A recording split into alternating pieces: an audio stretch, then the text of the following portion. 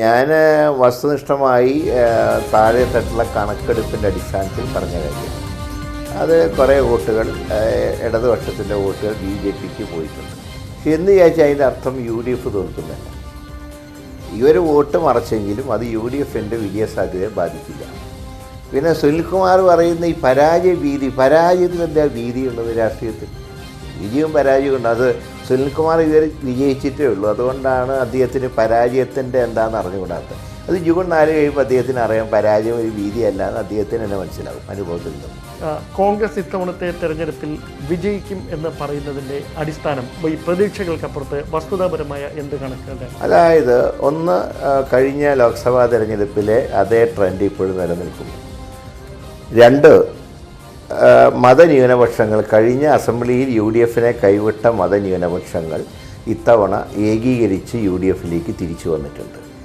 2, പരമ്പരാഗതമായി കോൺഗ്രസ്സിന് വോട്ട് ചെയ്ത മുന്നോക്ക വിഭാഗങ്ങളിൽ കുറേ വോട്ടുകൾ ഇത്തവണ തിരിച്ചു വന്നിട്ടുണ്ട്. ഇതെല്ലാം നല്ല ഭൂരിപക്ഷത്തിന് ജയിക്കാനുള്ള സാഹചര്യമുണ്ട്.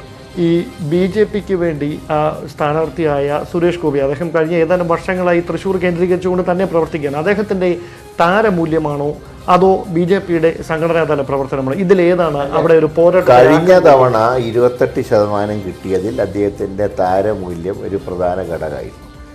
പക്ഷേ ആ താരമൂല്യം ഇന്ന് അദ്ദേഹത്തിനില്ല. അതിനുശേഷം അദ്ദേഹം തൃശ്ശൂർ അസംബ്ലിയിൽ നിന്ന് പരാജയപ്പെട്ടു. പക്ഷേ BJP കുറേ കൂടെ അവിടെ കുറച്ച് യൂണിറ്റുകളും കാര്യങ്ങളൊക്കെ ഉണ്ടാക്കിയിട്ടുണ്ട്. ഇത്തവണ അവരുടെ വോട്ട് 20% 30% പല സർവേകളിലും സൂചിപ്പിക്കുന്നതിൻ്റെ കാരണം ഇടതുപക്ഷ വോട്ടുകൾ മറിയുന്നതുകൊണ്ടാണ്. അല്ലാതെ BJP അങ്ങനെ ശക്തി പ്രാപിച്ചു എന്നുള്ള അഭിപ്രായം എനിക്കില്ല. സുരേഷ് ഗോപി പറയുന്നത് തൃശ്ശൂർ അദ്ദേഹത്തിൻ്റെ ഇടനെഞ്ചിലാണ് എന്നാണ്. അതെ, ഇടനെഞ്ചിലോ വലനെഞ്ചിലോ ആവട്ടെ, അദ്ദേഹം ഏതായാലും MP ആവില്ല. തൃശ്ശൂർ എന്നാൽ MP ആവില്ല, അക്കാര്യം ഉറപ്പാണ്. നമസ്കാരം, ഫൈൻ ഡിബേറ്റിലേക്ക് സ്വാഗതം. തൃശ്ശൂരിലെ ത്രികോണപ്പോരിൽ ആര് ജയിക്കും എന്ന് കേരളം ഉറ്റുനോക്കുമ്പോൾ ക്രോസ് വോട്ടിംഗ് UDFിനെതിരെ നടന്നു എന്ന വെളിപ്പെടുത്തൽ കെ മുരളീധരൻ ആവർത്തിക്കുന്നത് എന്തിനാണ്? നാട്ടികയിലും ഗുരുവായൂരിലും CPM വോട്ടുകൾ സുരേഷ് ഗോപിക്ക് നൽകിയെന്ന മുരളീധരന്റെ വാക്കുകളിൽ ഒളിച്ചിരിക്കുന്നത് എന്താണ്? തോൽക്കുമെന്ന ഭയവും മുൻകൂർ ജാമ്യമെടുക്കലുമാണോ? സുരേഷ് ഗോപി രണ്ടാമതെത്തിയാൽ പോലും കാരണക്കാരൻ മുഖ്യമന്ത്രി എന്ന് പറയുന്ന കെ മുരളീധരൻ പ്രചാരണത്തിന്റെ അന്തിമഘട്ടത്തിൽ സുരേഷ് ഗോപിയും ഞാനും തമ്മിലാണ് മത്സരമെന്ന് പറഞ്ഞത് ഇതേ ക്രോസ് വോട്ട് അനുകൂലമാക്കാനല്ലേ? സംസ്ഥാനത്ത് UDF 2020 അടിക്കുമെന്ന KPCC വിലയിരുത്തുമ്പോൾ തൃശൂരിൽ മുരളി ഭയക്കുന്ന ഡീൽ എന്താണ്? പ്രൈം ഡിബേറ്റ് ചർച്ച ചെയ്യും.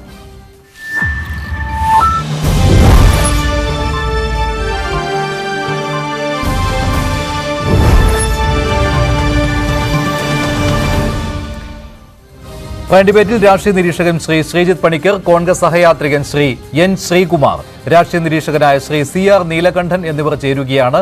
CPI തൃശൂർ ജില്ലാ secretary Shri KK Valsaraj telephone ലൈനിൽ പ്രതികരിക്കും. ആദ്യം ശ്രീ CR നീലകണ്ഠൻ, മുരളി പറയുന്നത് ഒരു ഡീൽ അവിടെ നടന്നിട്ടുണ്ട് എന്നാണ് തൃശ്ശൂരിൽ. അത് ഇടത് വോട്ടുകൾ BJPയിലേക്ക് മറിഞ്ഞിട്ടുണ്ട്. അത് പ്രധാനമായും ഗുരുവായൂർ അതുപോലെ തന്നെ നാട്ടിക മണ്ഡലങ്ങളിലാണ്. അദ്ദേഹം അത് വ്യക്തമായിട്ട് പറയുന്നതാണ്. അതിൽ ഈ ഇടത് വോട്ടുകൾ എന്ന് അദ്ദേഹം പറയുമ്പോൾ അത് CPM വോട്ടുകൾ എന്നാണ് അദ്ദേഹം അർത്ഥമാക്കുന്നത്. CPI സ്ഥാനാർത്ഥിയാണല്ലോ അവിടെ മത്സരിച്ചത്. പക്ഷേ അതും മറികടന്ന് ജയിക്കുമെന്ന് മുരളി പറയുന്നുണ്ട്. എങ്കിൽ പോലും ഇങ്ങനെ ക്രോസ് വോട്ടിംഗ് എന്തിനാണ് അദ്ദേഹം ഇങ്ങനെ ആവർത്തിച്ച് പറഞ്ഞുകൊണ്ടിരിക്കുന്നത്?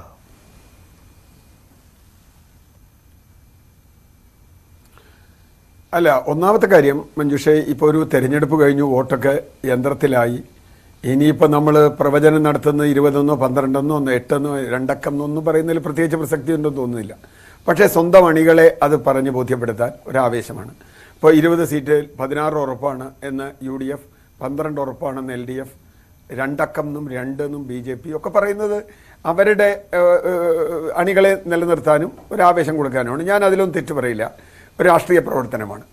പക്ഷേ തെരഞ്ഞെടുപ്പ് പ്രവചനങ്ങൾ അല്ലെങ്കിൽ ഈ കണക്ക് കൂട്ടലുകൾ നമുക്ക് മറ്റു പല സൂചനകളും നൽകുന്നുണ്ട് തെരഞ്ഞെടുപ്പ് കഴിഞ്ഞിട്ട് പറയുമ്പോൾ. ഇപ്പോൾ കേരളത്തിൽ വളരെ കൃത്യമായി BJP ഒരു വലിയ വിജയത്തിലേക്ക് വരും എന്ന് അവർ പറയുന്ന 2 മണ്ഡലങ്ങൾ, തിരുവനന്തപുരവും തൃശ്ശൂരും.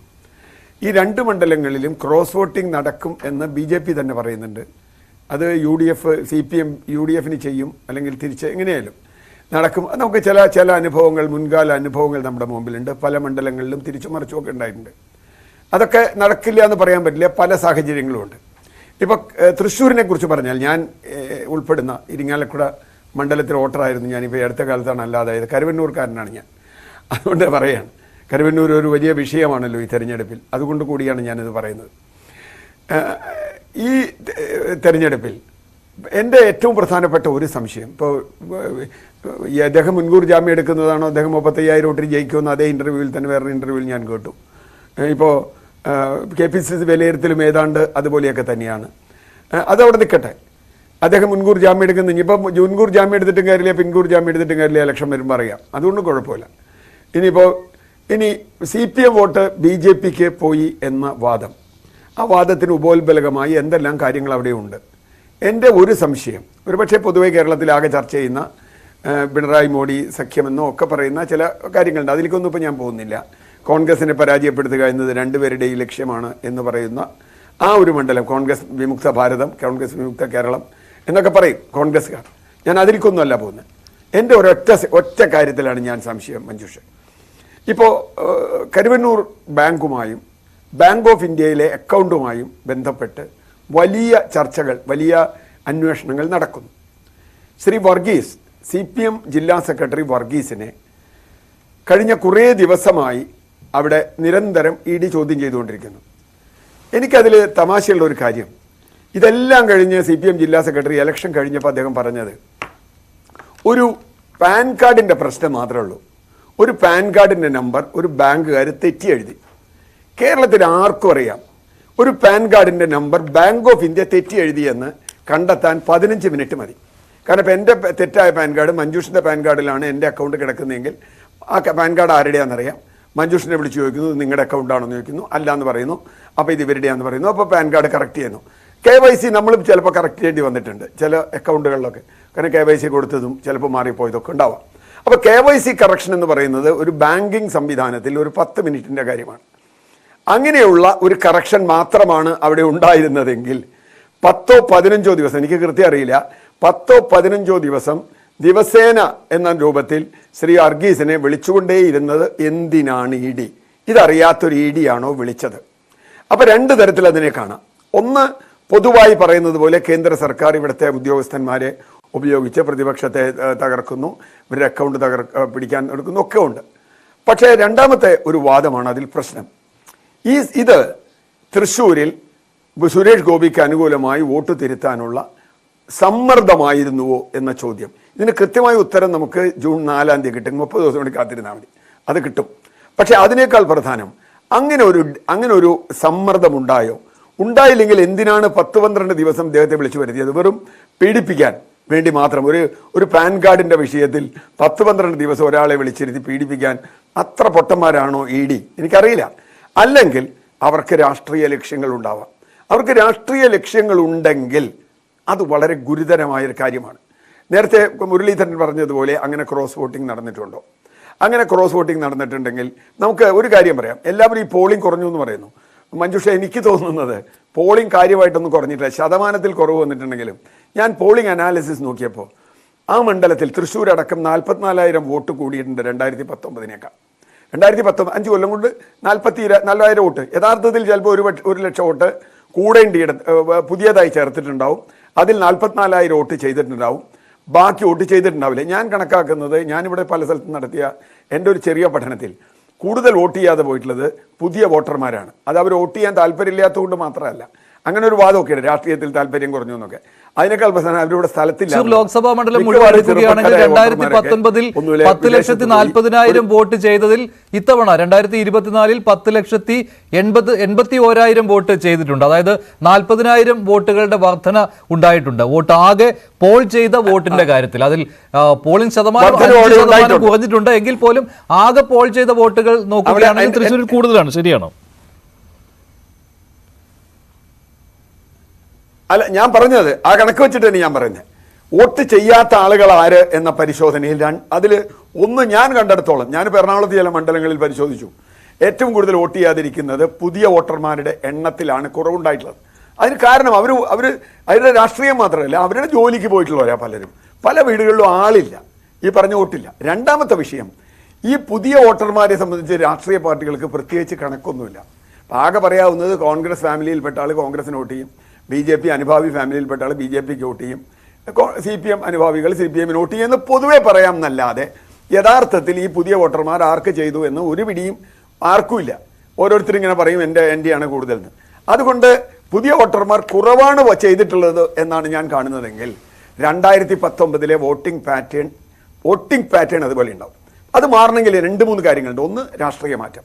നേരത്തെ പറഞ്ഞതുപോലെ അന്നത്തെ രാഷ്ട്രീയത്തിൽ നിന്ന് വലിയ വ്യത്യാസം ഇന്ന് ഉണ്ടായിട്ടുണ്ടോ?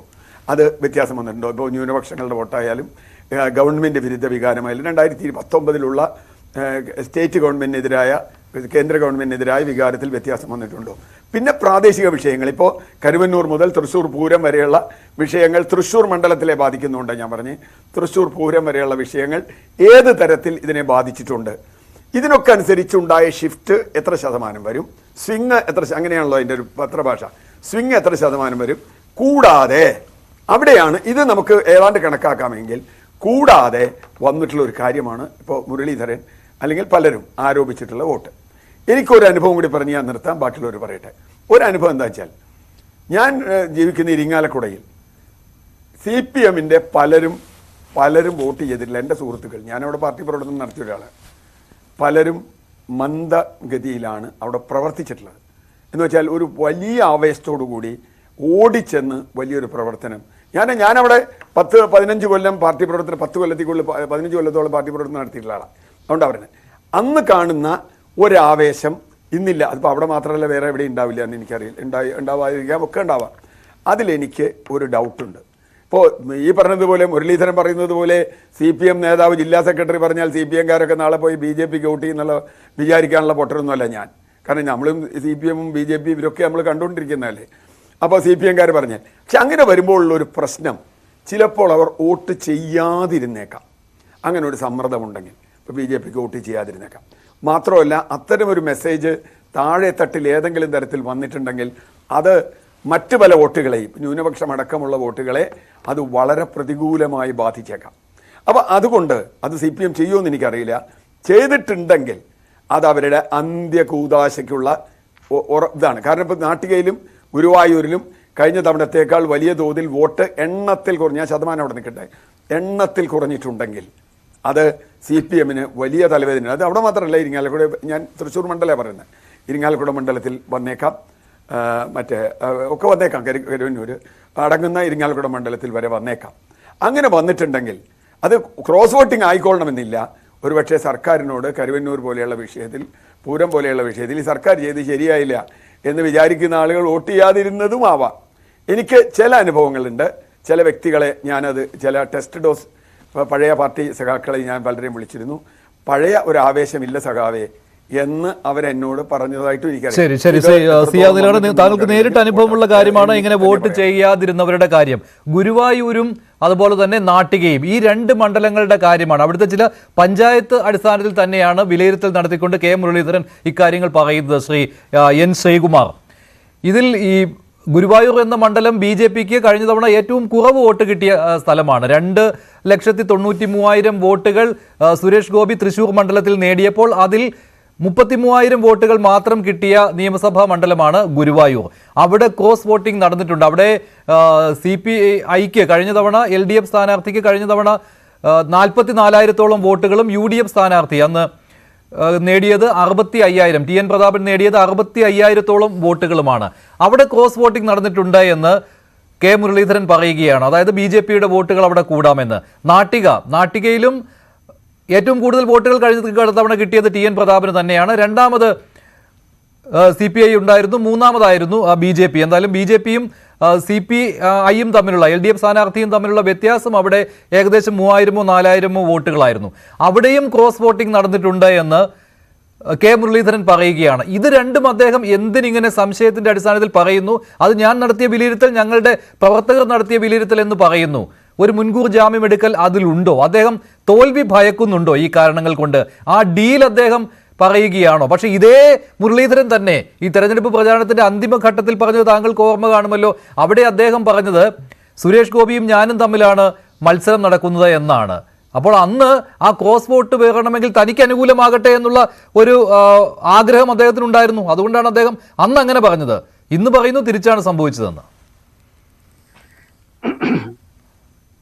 അതായത് മഞ്ജുഷയില് തൃശ്ശൂർ ലോക്സഭാ മണ്ഡലത്തിലെ ഒരു പ്രത്യേകത എന്താണെന്ന് വെച്ചാൽ അവിടെ അപ്രതീക്ഷിതമായ ഒരു സ്ഥാനാർത്ഥിയായിട്ട് കെ മുരളീധരൻ വന്നതാണ്. ഇവിടെ LDFും UDFും BJPയും തമ്മിലുള്ള മത്സരം, BJP എന്ന് പറയുമ്പോൾ ഞാനത് BJP ആയിട്ട് കണക്ക് കൂട്ടുന്നില്ല, സുരേഷ് ഗോപി ആയിട്ടേ കണക്ക് കൂട്ടുന്നുള്ളൂ. അതിന്റെ കാരണം ഞാൻ പറഞ്ഞു തരാം. അപ്പൊ ഇങ്ങനെ LDF UDF മത്സരം വന്നപ്പോൾ ഇവിടെ ഒരു പ്രചരണം നടന്നിരുന്നു. അതായത് LDF സ്ഥാനാർത്ഥി എന്തായാലും തൃശ്ശൂർക്കാരനായതുകൊണ്ട് അദ്ദേഹം ജയിക്കാനുള്ള സാധ്യതയുണ്ട്, TN പ്രതാപൻ വളരെ പിന്നാക്കം പോകും, TN പ്രതാപന് കിട്ടേണ്ട വോട്ടുകളെല്ലാം സുരേഷ് ഗോപിക്ക് പോകും എന്നൊക്കെ ഒരുപാട് വർത്തമാനങ്ങൾ നടന്നിരുന്നു. അതിനിടയ്ക്കാണ് അപ്രതീക്ഷിതമായിട്ട് കെ മുരളീധരൻ കയറി വരുന്നത്. അപ്പോഴെന്തായി, LDFും BJPയും അവരെന്തൊക്കെയാണോ അവിടെ അടിത്തറ ഉണ്ടാക്കി വെച്ചിരുന്നത് അതെല്ലാം പൊളിഞ്ഞുപോയി. പിന്നെ അതെല്ലാം രണ്ടാമത് പുനർനിർമ്മിച്ചു വരണമെങ്കിൽ കാലതാമസം എടുക്കും. അപ്പൊ അങ്ങനെ വന്നപ്പോൾ തൃശ്ശൂരിലത്തെ ഒരു തെരഞ്ഞെടുപ്പ് പ്രചരണത്തിൽ പത്മജ കൂടി ഒരു ഘടകമാകുമെന്ന് ധരിച്ചു.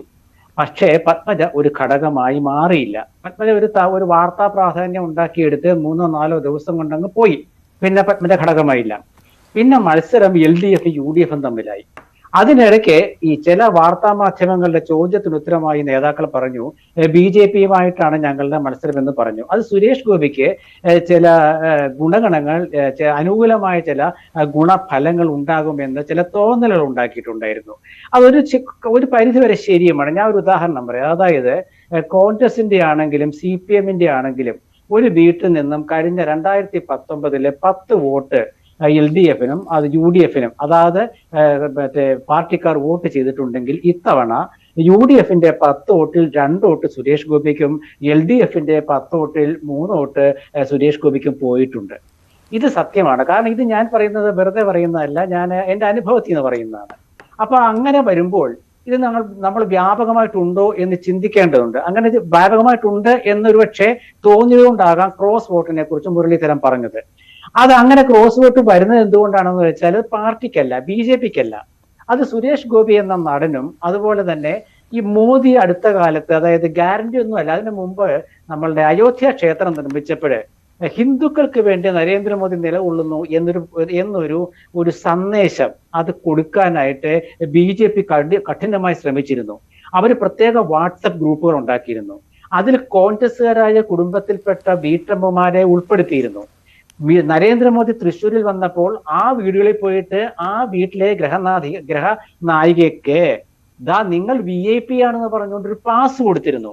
അങ്ങനെയുള്ള വാട്സപ്പ് ഗ്രൂപ്പിലത്തെ വ്യാപകമായ പ്രചരണം അവർ നടത്തിയിരുന്നു. അതായത് ഹിന്ദുക്കൾക്ക് വേണ്ടി നിലകൊള്ളുന്ന ആളാണ് നരേന്ദ്രമോദി എന്ന് പറഞ്ഞുകൊണ്ട്. BJP എല്ലാപ്പോഴും വ്യക്തിയാധിഷ്ഠിതമാണ്.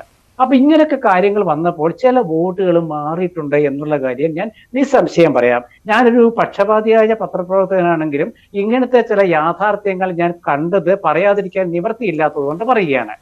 പിന്നെ നിങ്ങൾ ഇവിടെ പറഞ്ഞ മുരളീധരന്റെ കാര്യം, ഇവിടെ നമ്മുടെ ഈ പുറമേയുള്ള ചില പ്രചരണത്തിന്റെ ഒക്കെ നോക്കിയിട്ടാണ് നമ്മളോട് വിജയം നിശ്ചയിക്കുന്നത്. എൻ്റെ ഒരു കണക്കുകൂട്ടലിന്റെ അടിസ്ഥാനത്തിലും എൻ്റെ സുഹൃത്തുക്കളായ പുറമേ നിന്ന് വന്ന പത്രപ്രവർത്തകരുടെ നിരീക്ഷണങ്ങളുടെ അടിസ്ഥാനത്തിലും അവർ മുരളീധരന്റെ ജയം കണക്കുകൂട്ടുന്നുണ്ട്. അതിൽ പ്രധാനപ്പെട്ട കാരണം ഈ തെരഞ്ഞെടുപ്പിലെ കേരളത്തിൽ മൊത്തം ജനങ്ങൾ ഒരു അജണ്ട നിശ്ചയിച്ചു. അത് തൃശ്ശൂരിൽ ഉണ്ടായി. എന്താണ് ജനങ്ങളുടെ അജണ്ട? അത് ഗവൺമെന്റ് വിരുദ്ധ LDF വിരുദ്ധ വികാരമാണ്. അത് തൃശ്ശൂരിൽ ശ്രീ നീലകണ്ഠൻ പറഞ്ഞതുപോലെ ഏറും. കാരണം ഇവിടെ കരുവന്നൂർ ഇഷ്യൂ വന്നിട്ടുണ്ട്. അപ്പൊ ആ കരുവന്നൂർ പ്രശ്നം ഒരു നിയോജക മണ്ഡലമായ ഇരിങ്ങാലക്കുടയിൽ വ്യാപകമായി ബാധിക്കും. തൊട്ടടുത്ത നാട്ടികയുമായി ബന്ധപ്പെട്ട് കിടക്കുന്ന ചേർപ്പിലൊക്കെ അതിന്റെ ഒരു അനുരണനം ഉണ്ടായേക്കാം. അങ്ങനെ വരുമ്പോൾ അതിനൊക്കെ ഗുണം കിട്ടുക മുരളീധരനാണ്. പിന്നെ മഞ്ജുഷ് പറഞ്ഞ 2 നിയോജക മണ്ഡലങ്ങളുടെ കാര്യം, അത് ഇന്നത്തെ KPCCയുടെ ഇന്നത്തെ നേതൃയോഗത്തിൽ തൃശ്ശൂർ കാര്യവും ചർച്ചയായിട്ടുണ്ടാകാം, ഇല്ലെന്ന് ഞാൻ പറയുന്നില്ല. അപ്പൊ അങ്ങനെ വരുമ്പോൾ ഒരു 2 നിയോജക മണ്ഡലങ്ങളിലെ ചില കാര്യങ്ങൾ, ചില കെടുകാര്യസ്ഥത മുരളീധരൻ ചൂണ്ടിക്കാണിച്ചിട്ടുണ്ടാകും, ഇല്ലെന്ന് ഞാൻ പറയുന്നില്ല. അത് അദ്ദേഹത്തിന് വ്യക്തമായ കാരണങ്ങൾ ഉണ്ടാകും എന്നുള്ളതായിട്ട് സംശയവുമില്ല. പക്ഷെ അവിടെ ഈ ചാനലുകളിലൊക്കെ കണ്ടതുപോലെ TN പ്രതാപനും DCC പ്രസിഡന്റ് ജോസ് വെള്ളൂരും, ഈ 2 പേരും, ഒരാൾ വർക്കിംഗ് പ്രസിഡന്റാണ് KPCC പ്രതാപൻ, ഒരാൾ DCC പ്രസിഡന്റാണ് ജോസ്. ഈ രണ്ടുപേർക്കുമെതിരെ ഒരു ആക്ഷേപം എന്ന നിലയിൽ പറഞ്ഞു എന്നൊക്കെ പറഞ്ഞ് ചാനലുകളിൽ വാർത്ത വന്നു. അത് നിഷേധിച്ച് മുരളീധരൻ പത്രസമ്മേളനം നടത്തി. എന്തായാലും ഈ രണ്ട് നേതാക്കളെ പേരെടുത്ത് ശ്രീ മുരളീധരൻ പറഞ്ഞിട്ടില്ല എന്നുള്ളത് ഞാൻ വ്യക്തമായിട്ട് പറയാം. പക്ഷേ ചില പ്രാദേശിക നേതാക്കളെ, പ്രത്യേകിച്ച് എനിക്ക് തോന്നുന്ന 1 or 2 പ്രാദേശിക തലത്തിലുള്ള നേതൃത്വം വഹിച്ച നേതാക്കൾക്കെതിരെ മുരളീധരൻ പറഞ്ഞിട്ടുണ്ട്. അതിന് അദ്ദേഹത്തിന്റെ മറ്റു കാര്യം കൂടി സംഭവിച്ചിട്ടുണ്ടല്ലോ, സംഘടനാ തലത്തിലുള്ള വീഴ്ച വന്നിട്ടുണ്ട്, കോൺഗ്രസിന്റെ വോട്ടുകൾ ചോർന്നിട്ടുണ്ട് എന്ന കാര്യമാണല്ലോ അവിടെ. അതിനോടൊപ്പം തന്നെയാണ് ക്രോസ് വോട്ടിംഗ് മുരളീധരൻ സ്ഥിരീകരിക്കുന്നത്. അതുണ്ട് എന്ന് അദ്ദേഹം ഉറച്ചു വിശ്വസിക്കുന്ന സമയമാണ് ഇത്. ശ്രീ എൻ ശ്രീകുമാർ, സാധാരണ സ്ഥാനാർത്ഥികൾ ആത്മവിശ്വാസം പ്രകടിപ്പിക്കുമ്പോൾ ഇത്തരത്തിലുള്ള എതിർ ഘടകങ്ങൾ ഉണ്ടായിട്ടില്ല എന്നേ പറയാറുള്ളൂ ഈ വിലയിരുത്തൽ സമയത്ത് തുറന്നു പറയുമ്പോൾ. പക്ഷെ അദ്ദേഹം പൂർണ്ണമായിട്ടും ഇങ്ങനെയൊരു ഈ തോൽവി ഉണ്ടായേക്കാം. അതുകൊണ്ടാണല്ലോ അദ്ദേഹം പറയുന്നത് തോൽവി ആർക്കാണ് ഭയം എന്ന്. ഇതൊക്കെ പറയുമ്പോൾ അദ്ദേഹം ഇത്തരമൊരു സന്ദേശം എന്തുകൊണ്ട് നൽകുന്നു? അതൊന്നുകിൽ ഇത് തോറ്റുപോയി കഴിഞ്ഞാൽ, അത് നേരത്തെ തന്നെ ഞാൻ പറഞ്ഞതാണല്ലോ, അതിന് കാരണം ഈ ക്രോസ് വോട്ടിംഗ് ആണ്, BJPക്ക് കിട്ടിയത് CPMന്റെ വോട്ടുകളാണ് എന്ന് സ്ഥാപിച്ചെടുക്കുക. അന്ന് പറയാൻ അദ്ദേഹത്തിന് ബുദ്ധിമുട്ടുണ്ടാവുകയില്ല. അതിൽ അദ്ദേഹം മുഖ്യമന്ത്രിയെ കൂടി കൊണ്ടുവരികയാണ്. ഇപ്പോൾ സുരേഷ് ഗോപി 2ാം സ്ഥാനത്തേക്ക് വന്നാൽ പോലും അത് മുഖ്യമന്ത്രിയുടെ സഹായം അവിടെ കിട്ടിയിട്ടുണ്ട്. ആ ക്രോസ് വോട്ടിന്റെ സഹായത്തോടു കൂടിയാണ് സുരേഷ് ഗോപി 2ാമത് വന്നത്. ഇതെന്തിനാണ് ഇത്തരത്തിലുള്ള പറച്ചിലുകൾ അദ്ദേഹം നടത്തുന്നത്? അപ്പോൾ അദ്ദേഹത്തിന് എന്തോ വിവരങ്ങൾ കിട്ടിയിട്ടുണ്ട് കൃത്യമായിട്ട്. അദ്ദേഹം പറയുന്നത് ഡീലാണ്, ഈ കരുവന്നൂർ കേസിൽ ഒരു ഡീൽ അവിടെ നടന്നിട്ടുണ്ട് BJPയും CPMും തമ്മിലെന്ന്. അല്ല, അതിലെ ഞാൻ പറഞ്ഞുതരാം. വ്യക്തമല്ല, മഞ്ജുഷിന്റെ ഈ നിരീക്ഷണങ്ങൾക്ക് ഉത്തരം പറയാൻ പറ്റുന്ന നിരീക്ഷണങ്ങളാണ്. കാരണം മുരളീധരൻ പറഞ്ഞത് പരസ്യമായിട്ടല്ല, പാർട്ടി യോഗത്തിലാണ് ഇന്ന് അദ്ദേഹം പറഞ്ഞത്.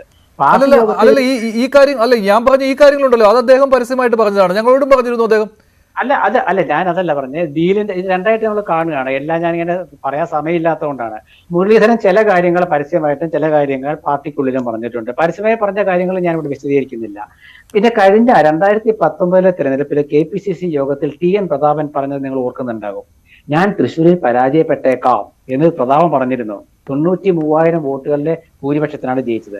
അപ്പോൾ ഒരു സ്ഥാനാർത്ഥി പറയുന്നത് എന്താണെന്ന് വെച്ചാൽ അദ്ദേഹത്തിന് കിട്ടുന്ന ചില നമ്മുടെ പ്രവർത്തകരിൽ നിന്ന് കിട്ടുന്ന ചില കാര്യങ്ങളാണ്. അപ്പൊ പ്രവർത്തകർ പറയണം ഇന്ന സ്ഥലത്ത് ഇപ്പൊ ചില ബൂത്തുകൾ, അത് കോൺഗ്രസിന് മാത്രമല്ല, ചില ബൂത്തുകൾ, കോൺഗ്രസിന്റെ ബൂത്തുകളിലെ നിർജീവമായ ബൂത്തുകൾ ഉണ്ടായിട്ടുണ്ട് ഈ തെരഞ്ഞെടുപ്പില്, ഈ 26-ലത്തെ തെരഞ്ഞെടുപ്പില്. അതുപോലെ നിർജീവമായ ബൂത്തുകളെ BJPക്കും CPMനും വന്നു കാണാം. ഒരു പക്ഷേ എനിക്ക് തോന്നുന്നത് CPMനും BJPക്ക് മറ്റേ കോൺഗ്രസിനുമായിരിക്കും കൂടുതൽ നിർജീവമായ ബൂത്തുകൾ ഉണ്ടായിരിക്കുക. കാരണം എന്താ വെച്ചാൽ 2 കാരണങ്ങളുണ്ട്. ഈ BJP ഒരു പുത്തൻ പ്രതീക്ഷയുമായിട്ട് വന്നപ്പോൾ അവർ വ്യാപകമായ രീതിയിൽ ഒരു പ്രചരണം നടത്തി. അതിന്റെ പ്രധാനപ്പെട്ട കാരണം പണമായിരിക്കാം. കാരണം മറ്റു 2 സ്ഥാനാർത്ഥികൾക്കും അത്ര പ്രത്യേകിച്ച് UDF സ്ഥാനാർത്ഥിക്ക് പണത്തിന്റെ കാര്യത്തിൽ ബുദ്ധിമുട്ടേണ്ടി വന്നിട്ടുണ്ട്. അപ്പൊ അതുകൊണ്ട് ആ ഒരു വ്യത്യാസമൊക്കെ വന്നു കാണാം. പക്ഷെ അവിടെ വരുമ്പോൾ അങ്ങനെ ചില കിട്ടുന്ന ചില വിവരണത്തിന്റെ അടിസ്ഥാനത്തിലായിരിക്കാം മുരളീധരൻ പറഞ്ഞിട്ടുണ്ടാകുക. പക്ഷെ നിങ്ങളൊരു കാര്യം മനസ്സിലാക്കുക, ഇവിടെ ഒരു തൃശ്ശൂരിൽ ഒരു പ്രത്യേകത ഉള്ളത്, CPMന്റെ അല്ലെങ്കിൽ ഇടതുപക്ഷ മുന്നണിയുടെ സ്ഥാനാർത്ഥി ക്ഷമിക്കണം BJPയുടെ സ്ഥാനാർത്ഥി LDF പ്രവർത്തകർക്ക് അത്ര അന്യനാകേണ്ട കാര്യമില്ല എന്നൊരു സന്ദേശം ഇവിടെ പ്രചരിച്ചിട്ടുണ്ട്. ആ സന്ദേശം പ്രചരിപ്പിക്കാൻ BJPയും CPMും ശ്രമിച്ചിട്ടുണ്ട്. എന്താണ് ആ സന്ദേശം എന്ന് വെച്ചാല്, അതായത് ഈ കരുവന്നൂർ ബാങ്കിലത്തെ കൊള്ള ഉൾപ്പെടെയുള്ള കാര്യങ്ങളില് BJPയും കോൺഗ്രസും CPMും ഒക്കെ പല ഘട്ടത്തിലെടുത്ത നിലപാടുകളും ഈ തെരഞ്ഞെടുപ്പിൽ BJPയും CPMും LDFും തമ്മിലാണ് മത്സരമെന്ന ഇടതുമുന്നണി കൺവീനറുടെ പ്രസ്താവനയും അതിനുശേഷം ആ ദിവസം ഇടതുമുന്നണി കൺവീനർ നടത്തിയ പ്രസ്താവനയും ഇതൊക്കെ അതിന് മുഖ്യമന്ത്രി നൽകിയ മറുപടിയും രാഹുൽ ഗാന്ധിക്കെതിരായ മുഖ്യമന്ത്രിയുടെ കടന്നാക്രമണവും ഇതൊക്കെ വ്യക്തമാക്കുന്നത്, നോക്കൂ പ്രിയപ്പെട്ട സഖാവെ, നമുക്ക് BJP സ്ഥാനാർത്ഥി അന്യനല്ല എന്നൊരു തോന്നൽ ഉണ്ടാക്കാനാണ്. കാരണം അവരെ സംബന്ധിച്ചിടത്തോളം ഇവിടെ കോൺഗ്രസ് ആണ് തോൽക്കേണ്ടത് മഞ്ജുഷേ. കാരണം കേരളത്തിൽ ഞാൻ എപ്പോഴും പറയാറുണ്ട്, കേരളത്തിലെ BJP ആഗ്രഹിക്കുന്നത് കോൺഗ്രസ്. അത് തെരഞ്ഞെടുപ്പ് പ്രചാരണത്തിൽ ഉടനീളം ഉയർന്നു വന്ന കാര്യമാണ്. അത് പ്രചാരണ വിഷയത്തിൽ ഒരു പ്രധാനപ്പെട്ട കാര്യവുമായിരുന്നു. പക്ഷേ ഇപ്പോഴത്തെ വിലയിരുത്തൽ ഇത്തരത്തിലുള്ള ക്രോസ് വോട്ടിംഗ് നടന്നിട്ടുണ്ട് എന്നാണ്. അത് എത്രമാത്രം സത്യമാണ് എന്നതാണ് ചർച്ച ചെയ്യുന്നത്. ശ്രീജിത്ത് പണിക്കർ, അസാധാരണമായി എന്തെങ്കിലും കാര്യങ്ങൾ മുരളീധരന്റെ വാക്കുകളിൽ താങ്കൾ കാണുന്നുണ്ടോ? എന്തെങ്കിലും ഭയം അദ്ദേഹത്തിൽ ഉണ്ട് എന്ന്? നോക്കൂ, തൃശ്ശൂരിലെ ഫലം പ്രഡിക്റ്റ് ചെയ്യാനായിട്ട് ആർക്കും സാധിക്കുന്നില്ല എന്നതുപോലെ തന്നെ ശ്രീ മുരളീധരനും അത് സാധിക്കുന്നില്ല എന്നാണ് ഞാൻ മനസ്സിലാക്കുന്നത്. ഒരുപക്ഷെ ആ ഫലം അദ്ദേഹം ഉദ്ദേശിക്കുന്ന രീതിയിൽ അദ്ദേഹത്തിന്റെ വിജയത്തിൽ കലാശിച്ചിട്ടില്ല എങ്കിൽ അദ്ദേഹം ഈ തെരഞ്ഞെടുപ്പിന്റെ ഘട്ടത്തിൽ, അല്ലെ തെരഞ്ഞെടുപ്പിലേക്ക് ആൾക്കാർ പോകുന്നതിന് തൊട്ടു മുമ്പ് പറഞ്ഞിരുന്ന പല കാര്യങ്ങളെയും സാധൂകരിക്കുക, ന്യായീകരിക്കുക തുടങ്ങിയ ഒരു ഉത്തരവാദിത്തം കൂടി അദ്ദേഹത്തിനുണ്ട്. അപ്പൊ അതിനു വേണ്ടിയിട്ട് അദ്ദേഹം ഒരു മുൻകൂർ ജാമ്യം എന്ന നിലയ്ക്ക് അദ്ദേഹം ആ രീതിയിലത്തേക്ക് പറഞ്ഞു എന്നാണ് ഞാൻ മനസ്സിലാക്കുന്നത്. അത് ഞാൻ പറയുന്നതിനുള്ള പ്രധാനപ്പെട്ട കാരണം, തെരഞ്ഞെടുപ്പിന്റെ പല ഘട്ടങ്ങളിൽ ശ്രീ മുരളീധരൻ പറഞ്ഞിരുന്ന പ്രസ്താവനകൾ മാത്രം നോക്കിയാൽ മതി. ഒന്നാമത് അദ്ദേഹം പറയുന്നത് ഇത് സുരേഷ് ഗോപിയും താനും തമ്മിലുള്ള മത്സരമല്ല, നേരെ മറിച്ച് CPIയും കോൺഗ്രസും തമ്മിലുള്ള മത്സരമാണ് എന്ന് പ്രചരണത്തിന്റെ ആദ്യ ഘട്ടത്തിൽ പറഞ്ഞയാളാണ് ശ്രീ മുരളീധരൻ. അപ്പൊ ആ സമയത്ത് BJP ചിത്രത്തിലേ ഉണ്ടായിരുന്നില്ല. അവസാനം തെരഞ്ഞെടുപ്പിന്റെ ഘട്ടമാകുന്ന സമയമായപ്പോഴേക്കും അദ്ദേഹം CPIയെ ചിത്രത്തിൽ നിന്ന് മാറ്റിയതിനു ശേഷം ഇത് താനും സുരേഷ് ഗോപിയും നേരിട്ടുള്ള പോരാട്ടമാണ്, അല്ലെങ്കിൽ കോൺഗ്രസും BJPയും തമ്മിലുള്ള മത്സരമാണ് എന്ന രീതിയിലത്തേക്ക് അദ്ദേഹം പറഞ്ഞു. എന്ന് വെച്ചാൽ ഗ്രൗണ്ട് റിയാലിറ്റി എന്ന് പറയുന്നത് സുരേഷ് ഗോപിക്ക് ഒരു പക്ഷേ അനുകൂലമായിട്ട് വരുന്നുണ്ട് എന്ന രീതിയിൽ അദ്ദേഹം മനസ്സിലാക്കിയിട്ടുണ്ട് എന്നാണ് അതിന്റെ കാര്യം. ഇനി അദ്ദേഹം പറഞ്ഞിരിക്കുന്ന ആ ഒരു വാക്കിനെ നമ്മൾ അതിനെ മുഖവിലേക്ക് എടുക്കുകയാണ് എങ്കിൽ, രണ്ടുപേർ തമ്മിലുള്ള നേരിട്ടുള്ള പോരാട്ടമാണ്, മൂന്നാമത്തെ ആളിന് അവിടെ യാതൊരു വിധത്തിലുള്ള സാധ്യതയും ഇല്ല എങ്കിൽ ഈ രണ്ടുപേരിൽ ആരും ജയിക്കാം, അങ്ങനെയാണല്ലോ. അല്ലെങ്കിൽ ഈ 3 പേരിൽ ആരും ജയിക്കാം എന്ന് പറയണം. രണ്ടുപേർ തമ്മിലുള്ള ഫേസ് ടു ഫേസ് പോരാട്ടമാണ് എന്ന് പറഞ്ഞാൽ അതിനർത്ഥം ശ്രീ മുരളീധരൻ ജയിക്കാം, അതേപോലെ ശ്രീ സുരേഷ് ഗോപിയും ജയിക്കാം എന്ന് തന്നെയാണ്. അപ്പൊ നാളെ റിസൾട്ട് വരുന്ന സമയത്ത് BJP സ്ഥാനാർത്ഥി സുരേഷ് ഗോപി ജയിക്കുകയാണ് എങ്കിൽ ശ്രീ മുരളീധരന് എന്തു പറഞ്ഞ് ന്യായീകരിക്കാൻ കഴിയും? അദ്ദേഹം തന്നെ പറഞ്ഞിട്ടുണ്ട് നേരിട്ടുള്ള പോരാട്ടമാണ്. അപ്പൊ ആ നേരിട്ടുള്ള പോരാട്ടമാണ് എങ്കിൽ തീർച്ചയായിട്ടും ഇതിൽ ആർക്ക് വേണമെങ്കിലും ജയസാധ്യതയുണ്ട്. ഇനി രണ്ടാമത്തെ ഒരു കാര്യം, ശ്രീകുമാർ തന്നെ ഇപ്പൊ പറഞ്ഞിരിക്കുന്നത് പോലെ BJP സ്ഥാനാർത്ഥി അല്ല ശ്രീ സുരേഷ് ഗോപി. അദ്ദേഹത്തിന് മറ്റൊരു രീതിയിലുള്ള ഒരു ഇമേജ് ഉണ്ട്. ആ ഇമേജ് കൊണ്ട് അദ്ദേഹം ഒരുപക്ഷെ കോൺഗ്രസ്സുകാരുടെ ഫാമിലിയിൽ നിന്നാണെങ്കിലും CPMകാരുടെ ഫാമിലിയിൽ നിന്നാണെങ്കിലും ഒക്കെ തന്നെ ചിലപ്പോൾ വോട്ട് അദ്ദേഹം ആകർഷിക്കാനുള്ള സാധ്യതയുണ്ട് എന്ന്. അപ്പൊ അങ്ങനെയാണെങ്കിൽ അത് ക്രോസ് വോട്ട് അല്ലല്ലോ. ആൾക്കാരുടെ താല്പര്യത്തോടു കൂടി BJP സ്ഥാനാർത്ഥി എന്ന രീതിയിലുള്ള ഒരു ലേബലിലല്ല, നേരെ മറിച്ച് സുരേഷ് ഗോപി എന്ന വ്യക്തി എന്ന പേരിൽ ആൾക്കാർ വോട്ട് ചെയ്യുന്നു എന്ന് കരുതുക. അങ്ങനെ ആൾക്കാർ വോട്ട് ചെയ്താലും ജയിക്കും. അല്ലാതെ ഈ വോട്ടിംഗ് മെഷീൻ അറിയില്ലല്ലോ, ഇത് ക്രോസ് വോട്ട് ആണെങ്കിൽ മാത്രമേ ഇത് സുരേഷ് ഗോപിക്ക് കൊടുക്കാവൂ, അല്ലാതെ ഒരു കുടുംബത്തിൽ നിന്ന് ആൾക്കാർ താല്പര്യത്തോടു കൂടി കൊടുത്തിരിക്കുന്ന വോട്ടിനെ ക്രോസ് വോട്ട് എന്ന് പരിഗണിക്കാൻ പാടില്ല എന്നൊന്നും ഈ വോട്ടിംഗ് മെഷീൻ അറിയില്ലല്ലോ. അപ്പൊ അങ്ങനെ ആൾക്കാർ ആരെങ്കിലും വോട്ട് ചെയ്തിട്ടുണ്ടെങ്കിൽ, ഇത് എന്റെ വാക്കല്ല, ശ്രീകുമാറിന്റെ തന്നെ വാക്കാണ്, അങ്ങനെ ആൾക്കാർ വോട്ട് ചെയ്തിട്ടുണ്ടെങ്കിൽ, അല്ല തെറ്റിദ്ധരിപ്പിച്ചതല്ല, അത് ക്രോസ് വോട്ടിംഗ് എന്ന് പറയുമ്പോൾ പറഞ്ഞു ചെയ്യിക്കുന്ന വോട്ടുകളാണല്ലോ. ഇപ്പോൾ സുനിലിന് കൊടുക്കേണ്ട അത് സുരേഷ് ഗോപിക്ക് നൽകിയാൽ മതി എന്ന് CPMക്കാർ നിർദ്ദേശം കൊടുക്കുന്നു, അതനുസരിച്ച് രഹസ്യമായിട്ട് ഈ നിർദ്ദേശം താഴെത്തട്ടിലേക്ക് പോകുന്നു, അത് നടപ്പാക്കുന്നു. അങ്ങനെയാണല്ലോ ക്രോസ് വോട്ടിംഗ് വരുന്നത്.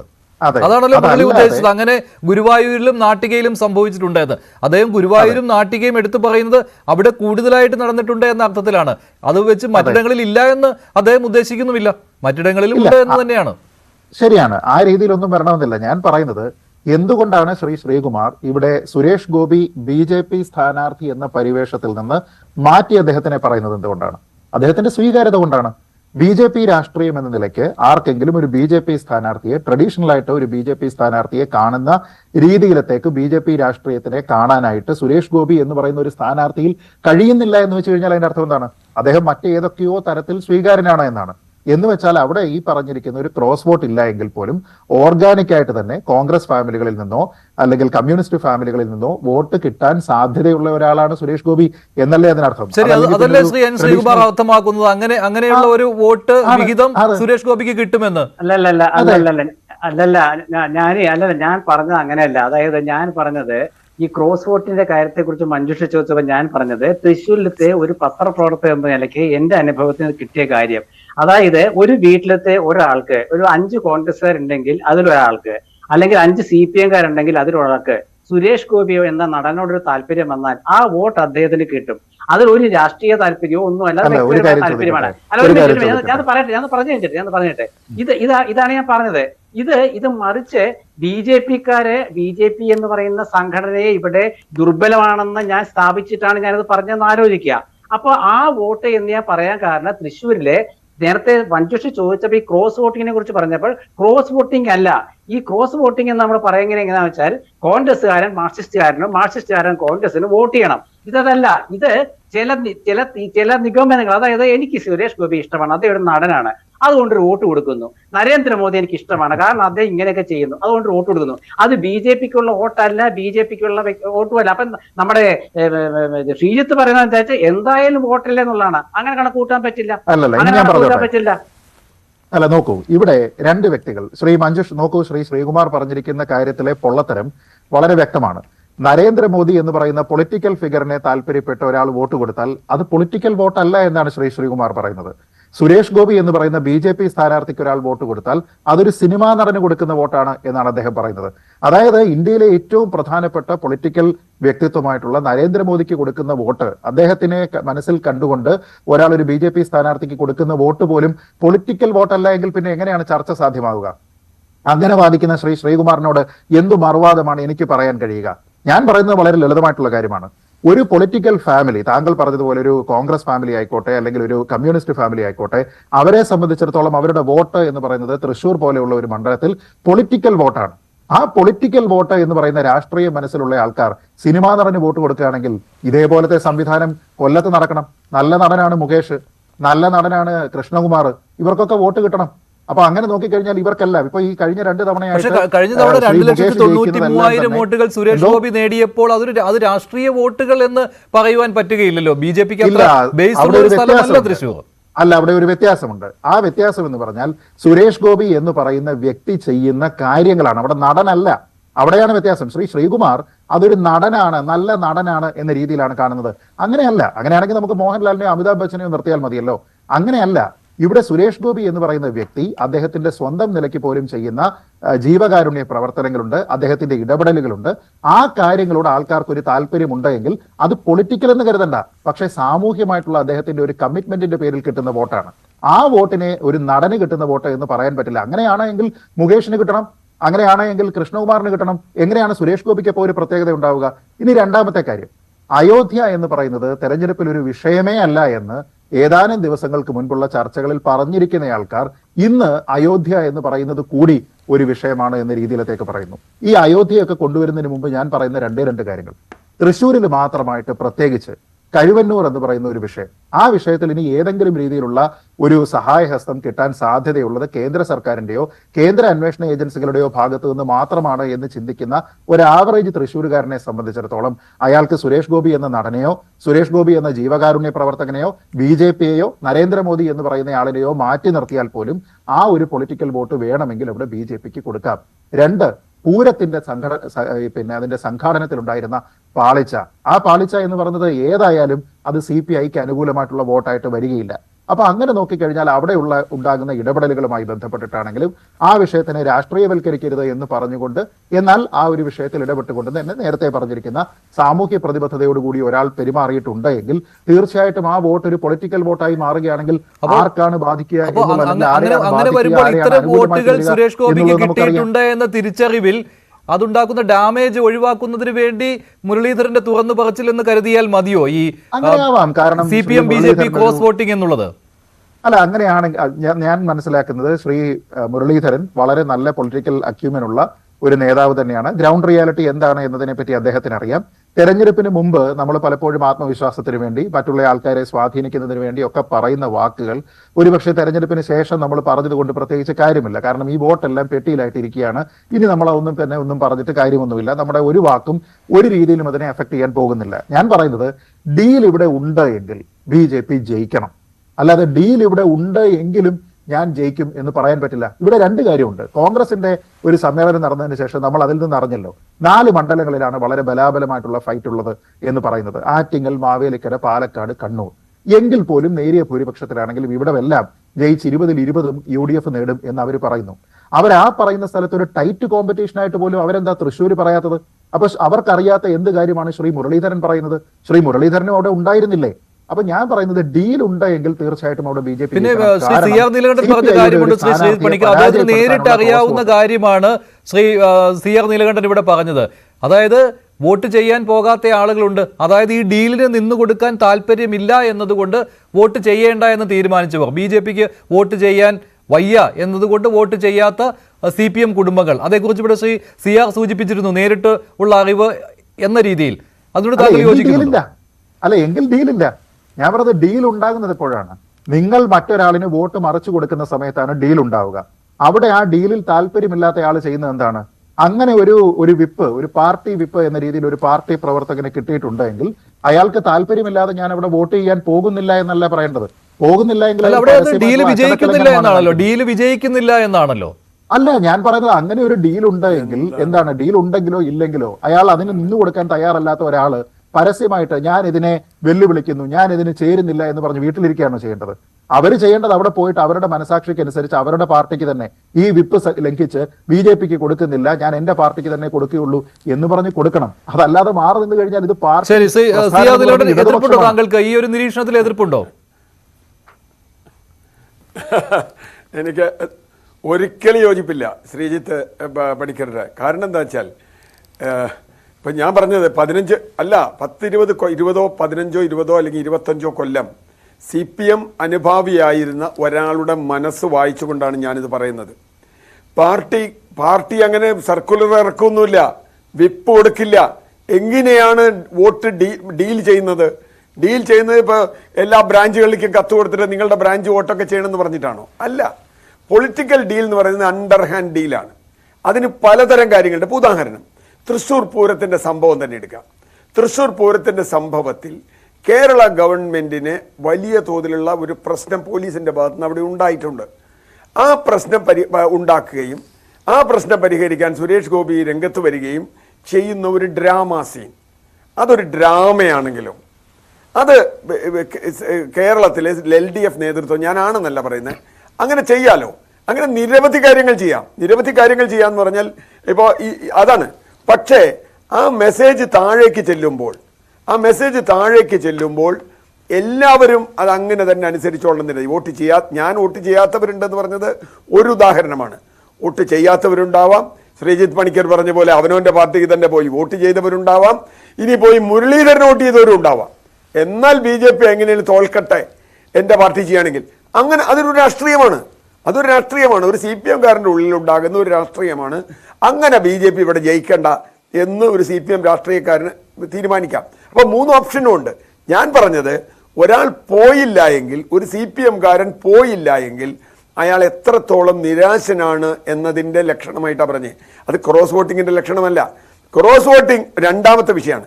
ക്രോസ് വോട്ടിംഗ് ഇപ്പോഴും ഞാൻ പറയുന്നു, ഒരിക്കലും പാർട്ടി വിപ്പ് കൊടുത്ത് പാർലമെന്റിലോ അസംബ്ലിയിലോ നിങ്ങൾ ഇന്ന പ്രമേയത്തിന് അനുകൂലമായി വോട്ട് ചെയ്യണം എന്ന് പറയുന്നത് പോലെ അല്ല. അത് നമ്മളെന്താ അറിയാത്തവരാ. പക്ഷെ അത് വിജയകരമായി എത്രയോ തവണ നടപ്പാക്കി കാണിച്ചിട്ടുള്ളതാണ്. ഇപ്പോൾ തിരുവനന്തപുരത്ത് തന്നെ 2014 O രാജഗോപാലിന്റെ തോൽവിയിലേക്ക് എന്റെ പോയിന്റ് എന്താ വെച്ചാൽ, അവിടെയാണ് ഞാൻ പറഞ്ഞത്. അതെങ്ങനെയാണ് പാർട്ടി ആളുകൾക്ക് വിപ്പ് കൊടുത്തിട്ടല്ല, അതൊരു പ്രത്യേക മെസ്സേജാണ്. ഇപ്പോൾ തിരുവനന്തപുരത്തെ കുറിച്ച് മിക്കവാറും പറയുന്ന ഒരു കാര്യം, ഒരു 3 മണി വോട്ടിംഗ് എന്ന് പറഞ്ഞ ഒരു പ്രതിഭാസത്തെക്കുറിച്ച് പലരും പറയാറുണ്ട്. മത്സ്യത്തൊഴിലാളികൾ 3 മണി കഴിഞ്ഞിട്ടാണ് സാധാരണ വരിക, അവരുടെ പണി കഴിഞ്ഞിട്ട് വരുന്നവരാണ്. അതുകൊണ്ട് മത്സ്യത്തൊഴിലാളികളെ സംബന്ധിച്ചിടത്തോളം അവർക്ക് 3 മണിക്ക് വന്നു എന്നുള്ളത് അത് എല്ലാ തവണയും അവർ വൈകി തന്നെ വരിക. അപ്പോൾ തിരുവനന്തപുരത്ത് ആര് മത്സരിച്ചാലും പ്രശ്നം അതല്ല. തീർച്ചയായും ഞാൻ പറയുന്നു, പല സ്ഥലത്തും നടക്കും. എൻ്റെ മണ്ഡലത്തിൽ, ഞാൻ CPM-കാരനാണെങ്കിൽ എൻ്റെ മണ്ഡലത്തിൽ ഇപ്പോൾ UDF-ഉം BJP-യും തമ്മിലാണ് മത്സരമെങ്കിൽ ഞാൻ CPM-ന് അല്ല വോട്ട് ചെയ്യുക, ഞാൻ UDF-നാണ് വോട്ട് ചെയ്യുക. കാരണം എനിക്ക് BJP ജയിച്ചുകൂടാ. അതുണ്ട്, അത് തിരിച്ചുണ്ടാവാം. അത് ക്രോസ് വോട്ടിംഗ് അല്ല, അത് പൊളിറ്റിക്കൽ വോട്ടിംഗ്. ഇപ്പോൾ ആ ട്രെൻഡ് മാറി എന്നാണ്, ഈ തെരഞ്ഞെടുപ്പിൽ ആ ട്രെൻഡ് മാറി എന്നുള്ളതാണ് ഇപ്പോൾ മുരളീധരന്റെ പോലും ആക്ഷേപം. ഇപ്പോൾ BJP-യെ തോൽപ്പിക്കാൻ വേണ്ടി BJP ഒരിക്കലും ജയിക്കരുത് എന്നുള്ള UDF LDF-നും LDF UDF-നും ജയിപ്പിക്കുന്നതിന് വേണ്ടി CPM ചെയ്ത് കൊടുക്കുന്നു എന്നുള്ളതാണ്. അങ്ങനെയല്ല മഞ്ജുഷേ, ഞാൻ പറഞ്ഞ 2 കാര്യമാണ്, 2 വ്യത്യാസമുണ്ട്. പാർട്ടി നേതൃത്വത്തിനൊരു താല്പര്യമുണ്ടാവാം, പക്ഷെ ആ താല്പര്യം അത് CPM-ലെയും എല്ലാ പാർട്ടിയുടെയും സംഘർഷമാണ്. പ്രത്യേകിച്ച് CPM-ൽ ഇപ്പോൾ ആ സംഘർഷം നടക്കുന്നുണ്ട്. നമ്മൾ ഇല്ല എന്ന് പറഞ്ഞിട്ട് കാര്യമില്ല. പല മണ്ഡലങ്ങളിലും തെരഞ്ഞെടുപ്പ് വരും നമുക്ക് കാണാം. എന്താ കാര്യം? പാർട്ടി നേതൃത്വത്തിന്റെ നിലപാടിനോട് എനിക്ക് വിയോജിപ്പുണ്ട്. പാർട്ടി നേതൃത്വം ഈ പറഞ്ഞതുപോലെ ഇപ്പോൾ ജയരാജന്റെ പ്രസ്താവന പോലെയോ അല്ലെങ്കിൽ അതിനു മുമ്പ് ഞാൻ നേരത്തെ പറഞ്ഞ പോലെ MM വർഗീസിന്റെ ചോദ്യം ചെയ്യൽ പോലെയോ ഒക്കെ നടക്കുമ്പോൾ ഒരു സംശയവും വേണ്ട, പാർട്ടി നേതൃത്വം അങ്ങനെ ഒരു അണ്ടർ ഹാൻഡിന് ശ്രമിക്കുന്നു എന്ന് കണ്ടാൽ അവിടെ പാർട്ടിക്കാരൻ, നേരത്തെ ശ്രീജിത്ത് പറഞ്ഞ പോലെ എൻ്റെ പാർട്ടിക്ക് വോട്ട് ചെയ്യല്ല, പാർട്ടി നേതൃത്വത്തിന്റെ ആ ലക്ഷ്യം പരാജയപ്പെടുത്തുന്ന തരത്തിൽ വോട്ട് ചെയ്യും. അത് ഡീലൊന്നും വേണ്ട. അത് സാധാരണ പ്രവർത്തകർ, നേരത്തെ പറഞ്ഞില്ലേ സുരേഷ് ഗോപിക്ക് ഒരു വോട്ട് ചെയ്യുന്നു, സുരേഷ് ഗോപി നല്ല മനുഷ്യനാണ്, അയാൾക്ക് ഒരു വോട്ട് ചെയ്യാം എന്ന് തീരുമാനിക്കുന്നത് പോലെയുള്ള ഒരു തീരുമാനമാണത്. പക്ഷേ വ്യക്തിപരം മാത്രമല്ല, അവിടെ പൊളിറ്റിക്സ് ഉണ്ട്. ഒരു കമ്മ്യൂണിസ്റ്റുകാരനെ സംബന്ധിച്ചിടത്തോളം ഇവിടെ പൊളിറ്റിക്സ് ഇല്ലേ? അവനോട് പോയി BJPക്ക് വോട്ട് ചെയ്യാൻ പറഞ്ഞാൽ അയാള് സാധാരണ രീതിക്ക് ചെയ്യോ? പക്ഷെ ചെയ്യുന്ന ആളുകളുണ്ട്, ഇല്ലെന്ന് ഞാൻ പറയുന്നില്ല. ചെയ്യുന്ന ആളുകളുണ്ട്. പൊളിറ്റിക്കലി നിങ്ങളൊരു തീരുമാനം കൊണ്ട് ചെയ്യുന്നതും നേരെ മറിച്ച് പാർട്ടി പറഞ്ഞ്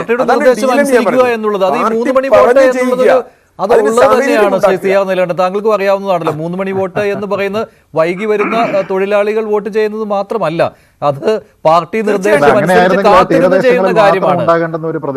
അതെ, അതുവരെയുള്ള ട്രെൻഡ് മനസ്സിലാക്കി തന്നെ ചെയ്യുന്നതാണ്. അത് കൂടുതലും LDF ആണ് നടപ്പാക്കുന്നത്, നമുക്കറിയാവുന്ന കാര്യമാണല്ലോ.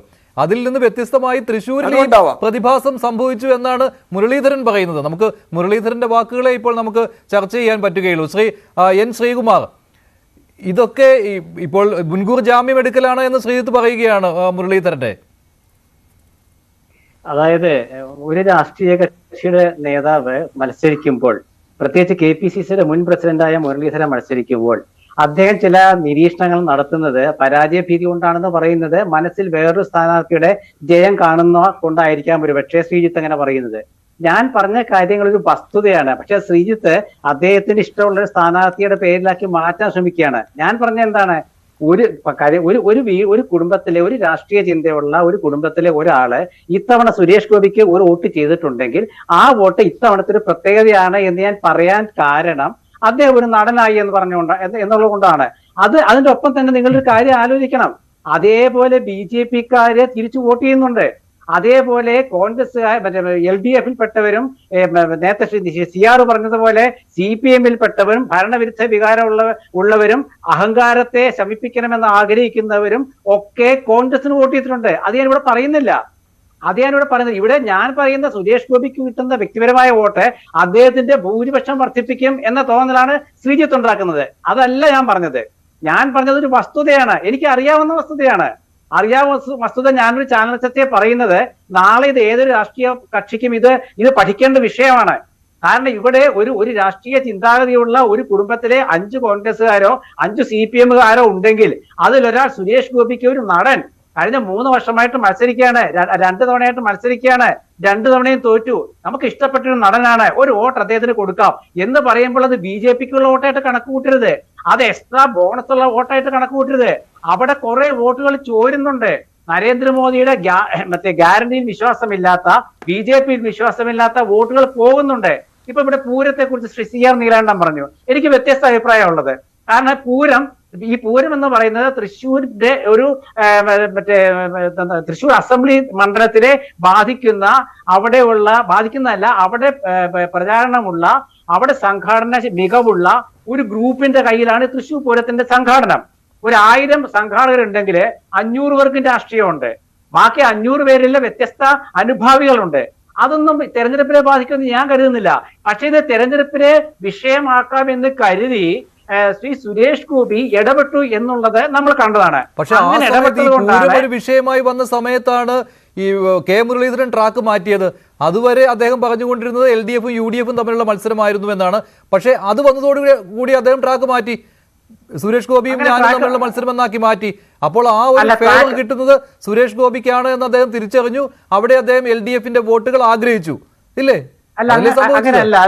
അല്ലല്ല, അതായത് ഞാൻ പറയാം, അതായത് സ്ഥാനാർത്ഥികൾ പറയുന്നത് ഓരോ സമയത്തും പറയുന്നത് അവർക്ക് കിട്ടുന്ന, അത് മത്സരിക്കുന്നവർക്ക് അറിയാതെ, അല്ലെങ്കിൽ തിരഞ്ഞെടുപ്പ് പ്രചരണത്തിന് ഇറങ്ങിയവർക്ക് അറിയാം. അത് ഓരോ നിയോജക മണ്ഡലത്തിലും പെട്ടെന്ന് മാറ്റം സംഭവിക്കും. അത് സംസാരിക്കാൻ സമയമില്ലാത്തതുകൊണ്ടാണ്. അപ്പൊ ഒരൊറ്റ കാര്യം പറയാം. നരേന്ദ്രമോദിയുടെ അവസാനത്തെ ആ ഒരു പ്രസംഗം, ഒരു മുസ്ലിം വിഭാഗത്തെ കുറിച്ച് നടത്തിയ പ്രസംഗം, പെട്ടെന്ന് തന്നെ തൃശ്ശൂരിലത്തെ ചില മണ്ഡലങ്ങളിലെ മുസ്ലിമിന്റെ വികാരങ്ങൾ LDFിൽ നിന്നും കോൺഗ്രസിലേക്ക് മാറ്റിയിട്ടുണ്ട്. അതെന്ന് വെച്ച് തലേന്ന് അങ്ങനെയല്ലേ പറഞ്ഞതെന്നൊക്കെ പറയാൻ പറ്റുമോ? അതുപോലാണ് പൂരത്തിന്റെ കാര്യത്തില് ശ്രീ സുരേഷ് ഗോപി പറഞ്ഞത്, അവരെന്നെ വിളിച്ചു, ഞാൻ വന്നതാണ്. പിറ്റേന്ന് തന്നെ പൂരത്തിലെ തിരുവമ്പാടി ദേവസ്വത്തിന്റെ സെക്രട്ടറിയായ, UDFന്റെ ചെയർമാനായ, കോൺഗ്രസിന്റെ മുൻ ബ്ലോക്ക് പ്രസിഡന്റായ ഗിരീഷ് കുമാർ പത്രസമ്മേളനം നടത്തി പറഞ്ഞു, ഞാൻ വിളിച്ചിട്ടില്ല, അദ്ദേഹം വന്നതാണ്. പിന്നെ അദ്ദേഹം വന്നിട്ട് എന്താണ് സംസാരിച്ചെന്നുള്ളത് ആ വിഷയം ഇവിടെ പ്രസക്തമല്ലാത്തതുകൊണ്ട് ഞാനിപ്പോ പറയുന്നില്ല. ഞാൻ വേറൊരു ചാനലിലെ ചർച്ചയിൽ പറഞ്ഞിട്ടുണ്ട്. അപ്പൊ അന്ന് അങ്ങനെ പറയുമ്പോൾ ഈ ഒരു വിഷയത്തെ, പൂരത്തെ പോലും രാഷ്ട്രീയവൽക്കരിക്കാൻ ശ്രമിക്കാൻ പാടില്ല എന്ന് ഉള്ള ചിന്തയുള്ള ഒരാളാണ് ഞാൻ. അത് അങ്ങനെ തന്നെ നടക്കുള്ളൂ. അല്ലാണ്ട് പൂരത്തെ വെച്ചുകൊണ്ടൊന്നും ആർക്കും, കോൺഗ്രസിനും പറ്റത്തില്ല, CPM-നും പറ്റത്തില്ല, BJP-ക്ക് പറ്റത്തില്ല വോട്ട് പിടിക്കാനായിട്ട്. ഇവിടെ ഈ തൃശ്ശൂർ മണ്ഡലത്തിൽ ഉണ്ടായ ഒരു സവിശേഷത ഞാൻ ചൂണ്ടിക്കാണിക്കുമ്പോൾ ആ സവിശേഷത ഒരു യാഥാർത്ഥ്യമായിട്ട് നമ്മൾ കാണണം. ശ്രീ പണിക്കർ, ഇവിടെ TN പ്രതാപന്റെ പരസ്യമായിട്ടുള്ള പ്രസ്താവനയും ശ്രദ്ധേയമാണ്. അദ്ദേഹവും കെ മുരളീധരൻ പറഞ്ഞ അതേ കാര്യങ്ങൾ തന്നെയാണ് പറയുന്നത്. ഒരു വേള അദ്ദേഹത്തിനെതിരെയും ഈ ആരോപണത്തിന്റെ ശരങ്ങൾ വന്നെത്തുമോ എന്നുള്ള സംശയവും ഉണ്ടല്ലോ. അദ്ദേഹത്തിന് തന്നെ സ്വാഭാവികമായും അത് കാണാം. കാരണം മത്സരിക്കാത്ത ഒരു ആളാണ് അദ്ദേഹം, മാത്രമാണ് മാറി നിൽക്കേണ്ടി വന്നത് ഈ തെരഞ്ഞെടുപ്പിൽ, സിറ്റിംഗ് MP ആയിട്ടും.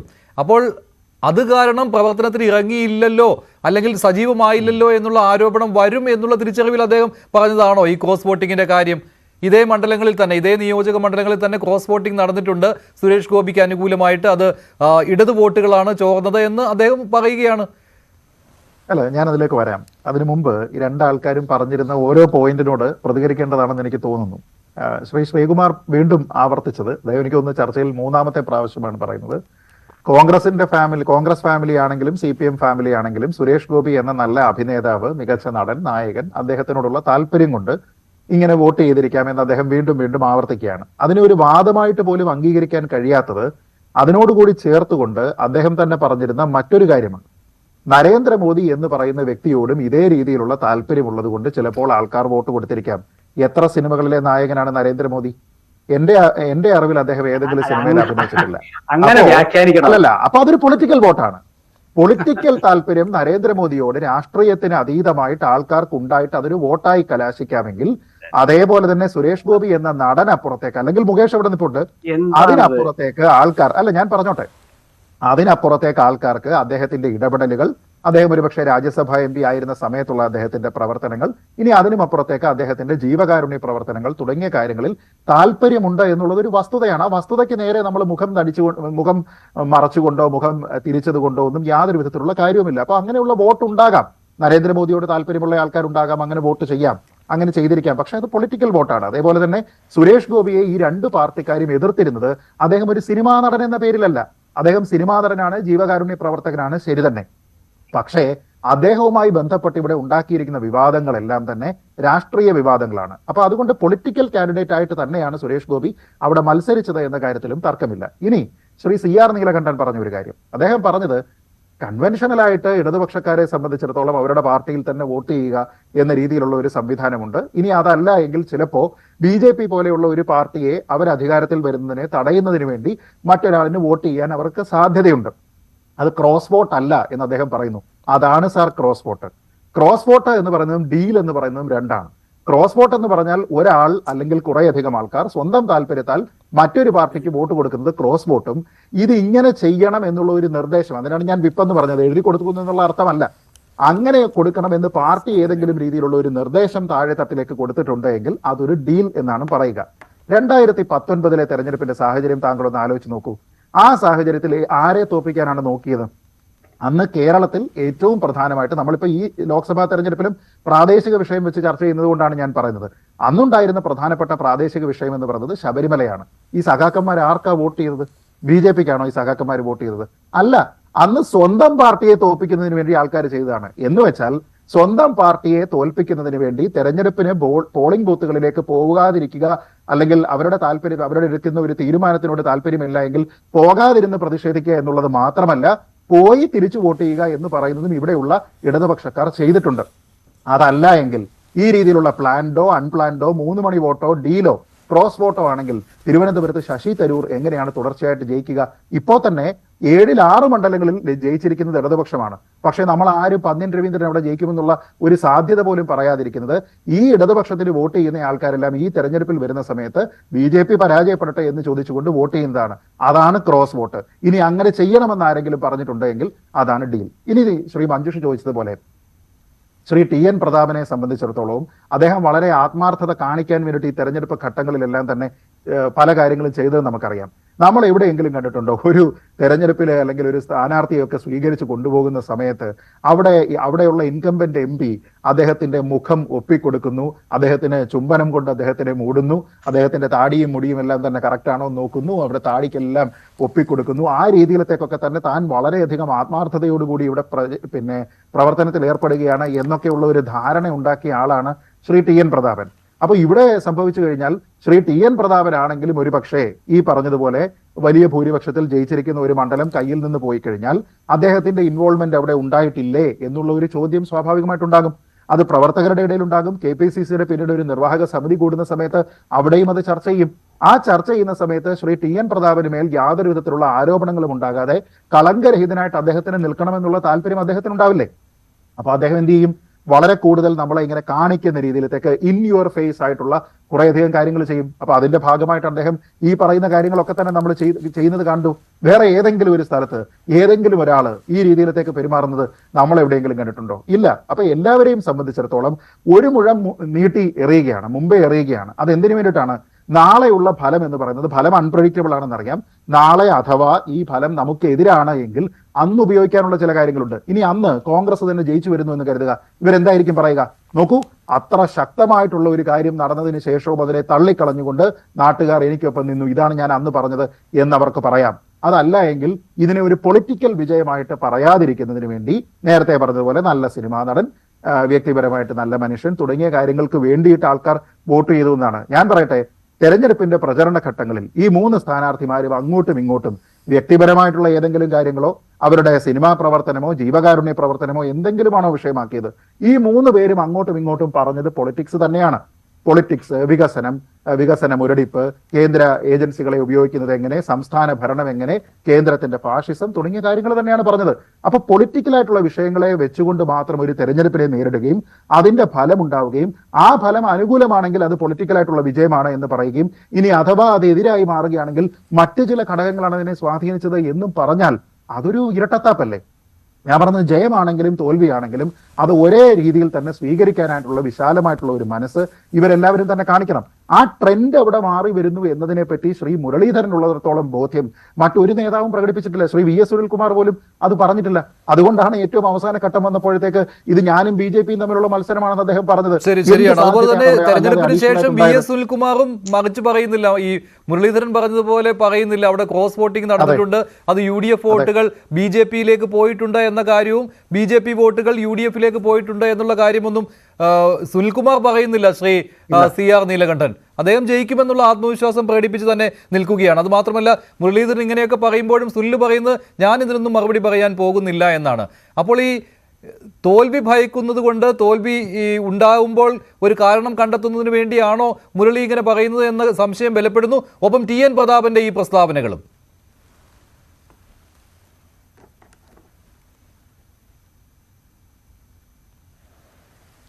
എന്നോടാണോ? അതെ, CR.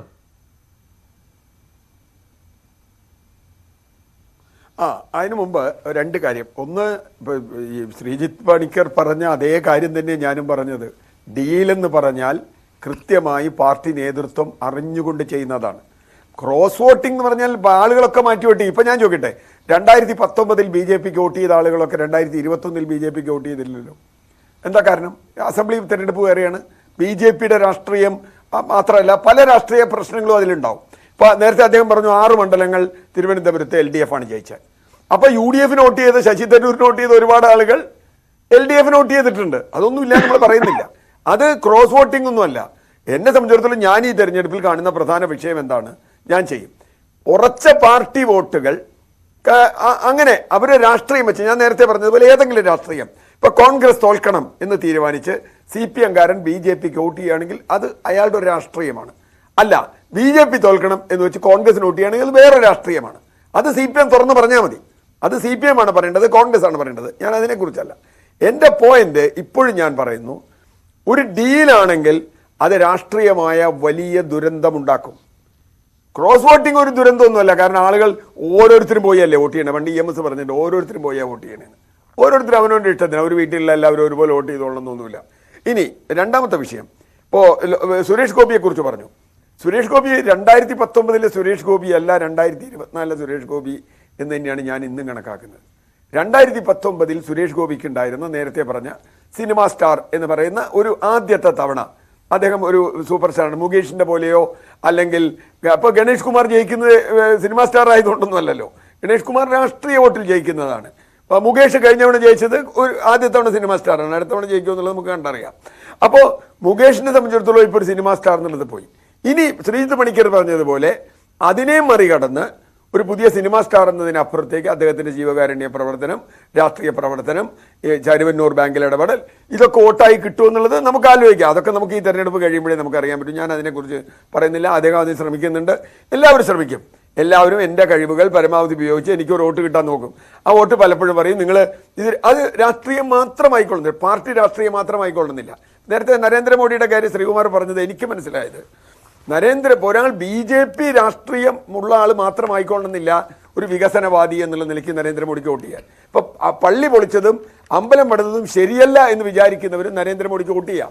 എന്താ കാര്യം? നരേന്ദ്രമോദിക്ക് വോട്ട് ചെയ്യുന്നത് ചിലപ്പോൾ കഴിഞ്ഞ 2019-14 യൂത്ത് നരേന്ദ്രമോദിക്ക് വേണ്ടി വലിയ തോതിൽ വന്നു എന്ന് നമ്മൾ ആ രീതിയിലുള്ള പ്രചരണം വന്നു. അതുണ്ടാവാം. അതും നമുക്ക് അത് പൊളിറ്റിക്കൽ എന്ന് പറഞ്ഞാൽ എങ്ങനെയാ?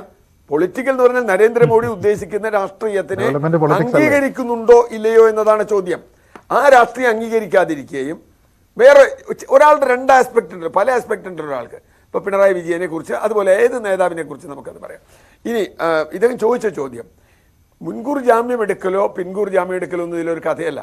ഇനിയിപ്പോൾ എന്ത് സംഭവിച്ചാലും ഒന്നും ഒരു മാറ്റം ഇതിലുണ്ടാവാൻ പോകുന്നില്ല. പിന്നെ ഉള്ളത് ഈ പറഞ്ഞ ഇപ്പോൾ ഇനി BJP വോട്ട് ചെയ്ത് അല്ലെ CPM വോട്ട് ചെയ്ത് BJP-കാരൻ ജയിച്ചു എന്ന് വയ്ക്കുക, എന്ത് ചെയ്യാൻ പറ്റും? CPM വോട്ട് ചെയ്ത് BJP ജയിച്ചു എന്ന് എനിക്കറിയില്ല. അങ്ങനെ ചെയ്തിട്ടുണ്ടോയെന്ന്, ചെയ്യാൻ സാധ്യതയുണ്ടോ എന്ന് നമുക്കറിയില്ല. അല്ലെങ്കിൽ ആളുകൾ അവരുടെ ഇഷ്ടപ്രകാരം മാറി വോട്ട് ചെയ്തിട്ടുണ്ടോ, എങ്ങനെയൊക്കെ മാറിയിട്ടുണ്ടെന്ന് പറയാൻ പറ്റില്ല. ശബരിമലയ്ക്ക് വോട്ട് ചെയ്ത ആളുകൾ നേരത്തെ പറഞ്ഞതുപോലെ ശബരിമല വിഷയത്തിൽ CPM-ന് വോട്ട് ചെയ്തിട്ടുണ്ട്, BJP-ക്ക് വോട്ട് ചെയ്തവരുണ്ട്. അങ്ങനെയല്ലേ BJP-ക്ക് ഏറ്റവും കൂടുതൽ വോട്ട് കിട്ടിയ തെരഞ്ഞെടുപ്പല്ലേ അത് പിന്നെ കുറയല്ലേ. അപ്പം എൻ്റെ വാദം എന്താണെന്ന് വെച്ചാൽ ഇവിടെ മുരളി ഭയക്കുന്നുണ്ടോ, അതൊക്കെ മുരളിയോട് തന്നെ പറയേണ്ടി വരും. മുൻകൂർ ജാമ്യം എടുക്കുകയാണോ പലരും പറയും. ഇപ്പോൾ 16 സീറ്റ് ജയിക്കുമെന്ന് KPCC-യുടെ വിലയിരുത്തലാണ്. മുരളി എന്തോട്ടെ, KPCC-യുടെ വിലയിരുത്തൽ എന്താ? തൃശ്ശൂർ ജയിക്കുമെന്ന് തന്നെയാണ് മുരളിയുടെ വിലയിരുത്തൽ. മുരളി KPCC പറഞ്ഞു മുരളിയുടെ വിലയിരുത്തലും ജയിക്കുമെന്ന് തന്നെയാണ്. പക്ഷേ അദ്ദേഹം ഈ ക്രോസ് വോട്ടുകൾ സംശയിക്കുകയാണ്. അപ്പോൾ അതുണ്ടായാലും അതുണ്ടായിട്ടുണ്ടെങ്കിലും ജയിക്കുമെന്നാണ് മുരളി പറയുന്നത്. ശരി, ഞാൻ ചർച്ച അവസാനിപ്പിക്കുകയാണ്. നന്ദി ശ്രീ CR നീലകണ്ഠൻ, ശ്രീ N ശ്രീകുമാർ, ശ്രീജിത്ത് പണിക്കർ ചർച്ചയിൽ പങ്കെടുത്തതിന്. ഇന്നത്തെ പോയിന്റ് ഡിബേറ്റിലെ ചോദ്യം ഇതായിരുന്നു: തൃശ്ശൂരിൽ CPM വോട്ടുകൾ BJP-യിലേക്ക് മറിഞ്ഞു എന്ന് 70% പ്രേക്ഷകർ, ഇല്ല എന്ന് 26%. പോയിന്റ് ഡിബേറ്റ് അവസാനിക്കുന്നു. നന്ദി, നമസ്കാരം.